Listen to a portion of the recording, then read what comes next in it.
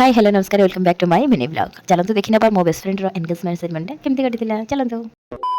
Fast time पहुंची parlour और तार शाढ़ी पिंधा स्टार्ट होता है सुंदर भाव में शाढ़ी पिंधि से बहुत सुंदर देखा ता भितर मुझे मोर पिंधिक रेडी होती मो लुकटा केमती लगे निश्चय कमेंट माध्यम कहते आ आगुरी मोर ही सजाई कि तार एपर्तंत हाफ भी सर ना सी तो पूरा चिल्लुगुणी पर ही देखा जाता आप निश्चय जानते बहुत समय अपेक्षा पर फाइनाल तार मेकअप सर से बहुत सुंदर देखा जाता आपण मानक केमती देखा जाता निश्चय कमेंट माध्यम कहते आउे तो जमी मो नजर ही हटु ना से मुझे नजर ही छड़ी जाती मत तो से किसी समय लगे कि सांगर जब ही हो जाए तार एत सारा कल आउला बाप रे मुझे शुणिकी तो मुझे हालिया जाती से केमती कथा होता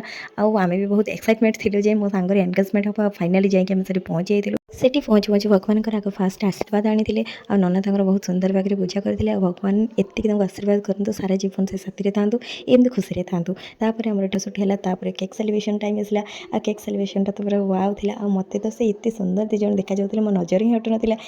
नमी की एत सारा भोग करता से फोटोशूट पूर्व 2-3 बाइट खाई देता कहला से मानु ही ना खाई सारा मानु ना ना मुझे खाईनी कितु बना के दूसरी देखुना पुणी से किसी बहुत मजा मस्ती करूँ आ फोटोशूट कर सारा रिंग सेरेमनी भी होता है बहुत खुशी लगी और एंजॉय भी करूँ से आउटडोर फोटोशूट सारापर आपने मो लुक देख जानते मो तो मेकअप ही उड़ी जाता बाहर जाइए आउटसाइड फोटोशूट कर फोटोशूट पर बहुत मजा मस्ती करूँ आ मो बेस्ट फ्रेंड आउ गोटे जहाँ कि अलरेडी मैरेज सरी ये मैडम सहित टिके ना रिल्स वगैरह कर फोटोशूट करूँ से कपल फोटोशूट करते आम एमती मो सांगे एंगेजमेंट एंजॉय कलु आपको केमती लगे निश्चय कहे thank you so much for watching keep supporting me and keep loving Tata.